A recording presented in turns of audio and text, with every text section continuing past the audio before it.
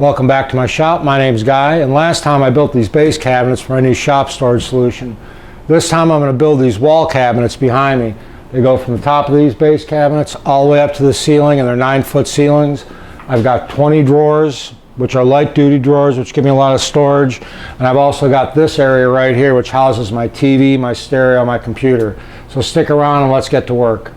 Well, I need to start pulling all the pieces for the main parts of the cabinets that are going to go on top of the base cabinets I built last time. So a lot of these sheets have been marked already and numbered. I just need to start cutting them up. Most of these are going to be cross cuts. I'm going to use my GSR 16, which is an awesome tool, along with my track, and just start to cut these up and get them all sized properly, and I can start building those cabinets.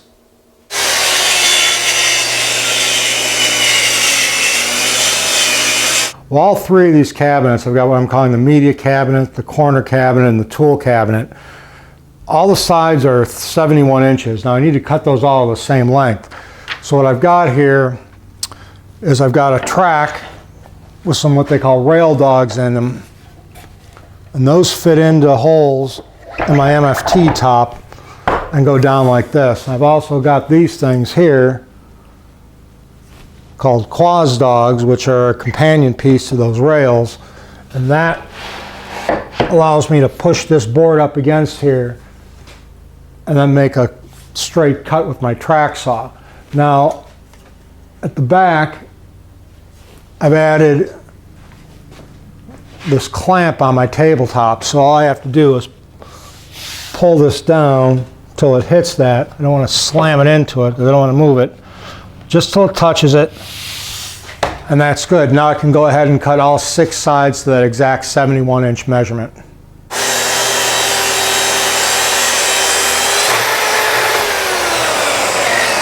Now that I have the vertical sides to these 3 cases done, I'm going to start getting all the horizontal pieces and these vertical dividers that go in the main cabinet right here done. I'm going to rip those on my table saw and then probably cut them with my track saw using my MFT table again.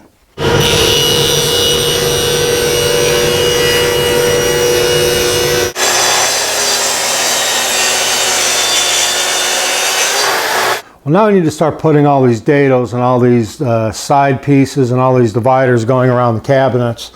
So I'm going to use my track in conjunction with these 2 GSR 16s to kind of clamp it in there, make sure it's parallel.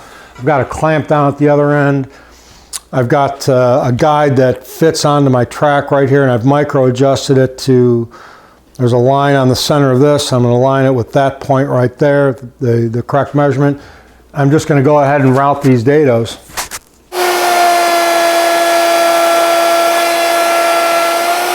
Well, I've got that dado routed, and I'm using those special white side bits that are made for plywood, and oh, that's a nice fit. I'm just going to leave this in here. I've got 2 more to do on this one, and then I need to do the rest of the sides.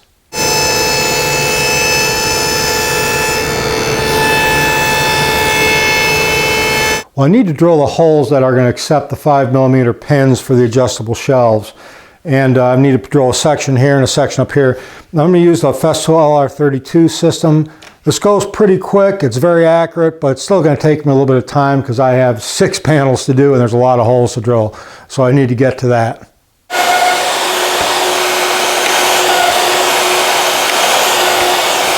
Well, I've got all the holes for the adjustable shelf pins done, and I've dry fitted the corner cabinet, and came together pretty easy. I really didn't think it wouldn't. It's pretty square. It's about a 1/16 of an inch off. I'm not going to chase it, especially on a dry fit.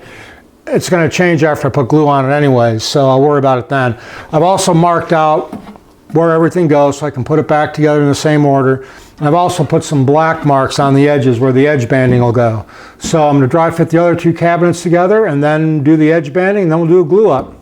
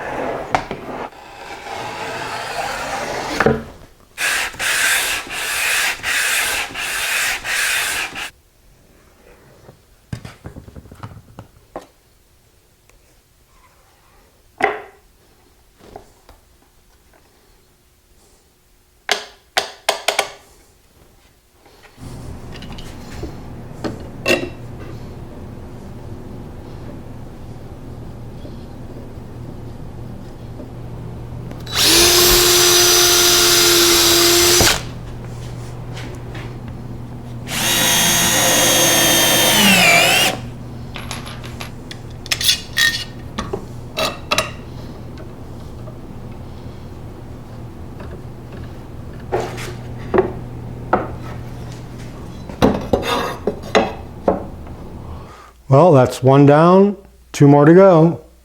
Well, I give everything a light once over with 150 grit sandpaper, and I'm getting ready to spray them. I set up kind of a makeshift spray booth right here. I'll be moving this stuff around a little bit once I start spraying, but this will work just fine. Well, this one I'll be using for spraying. It's the same thing I used on my base cabinets, which is General Finishes High Performance. It's a water-based finish, no smell, which is real nice because, you know, I'm in an attached garage here. It doesn't get in the house. Cleans up real easy with water, and it gives a really good, hard, durable finish. And it's water white, which is what I want for the cabinet. So I'm going to go ahead and spray this, and I'll catch you on the other side. So I'm putting 3 coats of the water-based poly on here. Now what I've got to do is I've got to clean all this stuff up. All this stuff has to come off the walls, including my TV and stereo system, which is going to depress me. But I've got to get all this stuff out of there. It's all going to go into the cabinets. That's why I made the cabinets first, the base cabinets anyways. It's all got to come out of there, go into those cabinets, and then I can get these up there. I've got all the cabinets down. All the stuff is stored in these cabinets down here and in various other places in my shop right now. That wall's in pretty bad shape, but you won't see any of that because the cabinets are going to go all the way to the ceiling. I've got all the upper cabinets on the base cabinets now. This large one here, my wife helped me get it on the base cabinets. These other 2 I got on by myself. Now I'm just starting to fill out this cabinet, which is going to have my TV, my receiver, my computer, and my speakers, because I need to have music in the workshop. Well, I've got all my stuff here in this cabinet now. I've got my TV, my receiver, and my PC. I've got some speakers set up over here. Down here in these 4 cubbies, there's going to be banks of 5 drawers each. These are from the old system, and those are just in there temporarily along with my drills. But now that I have this all set up, I took the final measurements, and now I can start cutting the plywood that are going to make the drawers for these cubby holes.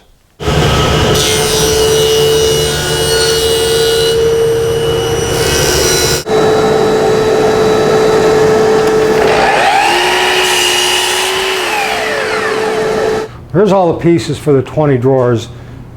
These are the fronts and backs and the sides for the 3 banks that are underneath the tool wall, and these 2 are the sides and backs and the fronts for what's in the center cabinet.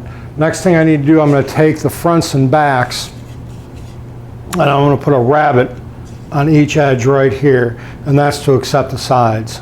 I'm over here at the router table. I've got a 3/4 inch straight bit set up.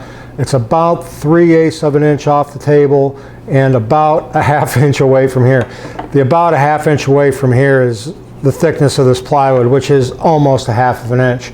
So what I'm going to do is I'm going to take my miter gauge, I'm going to push these through, I'm going to leave, well, it's a little less than 1/8 of an inch right here. That's okay, there's not going to really be any strength there. So all I'm using that as a reference point, so when I put this in here like this, this is the front, this is the side, I can glue it in, I have a reference point to put it up against, and then I can shoot some brads in here and hold the boxes together.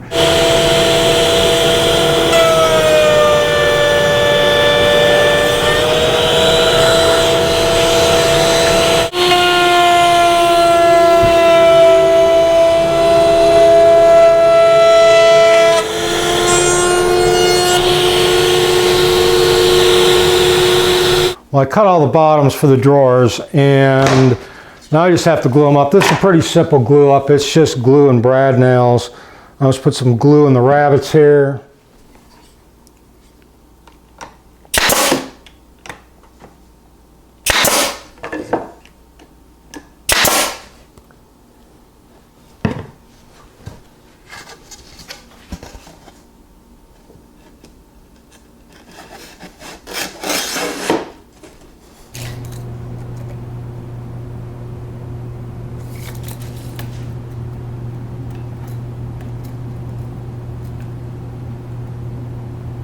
Well, I've got all the drawers glued up, and it wasn't too bad. It took me a little over an hour. Like I said, there's 15 of one size, 5 of the other. I'm just going to let these set up overnight, and the brads and glue is going to be more than strong enough for light-duty drawers like this. Well, my plan all along for these drawers was to run a 1/4 inch deep, 1/2 inch wide groove along the edges of the drawers here that'll fit into runners in the cabinet.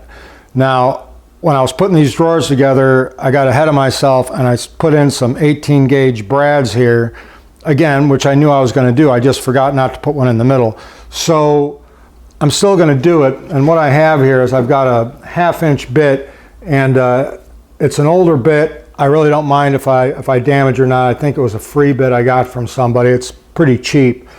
And I've got to do 40 of these, but I'm just going to go ahead and run it. And I've done a couple test ones already, and the bit seems to be holding up well enough. And I'm just going to go ahead and cut that groove. All I can say is that if you're going to do something like this, think ahead. Don't be stupid like me.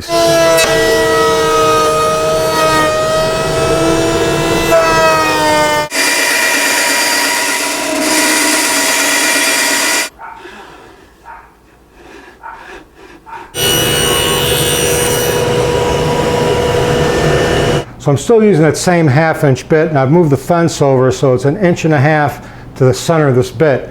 And I've got these panels, and I'm going to cut a 1/16 inch groove. At that point, move the fence back, boom, boom, boom, and I'll make 5 different cuts in here, and that's going to be able to house those pieces of HDPE I just cut before.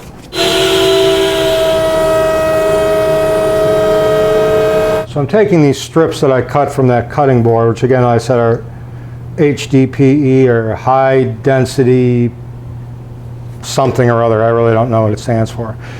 And I'm just going to take some DAP rapid fuse, as I think that's called. It's like CA glue for wood. I'm just going to put those in there like that. And I did a test piece before and it worked really, really well. I had to break the piece out with the screwdriver to get it out, so it's more than strong enough for what I'm doing here.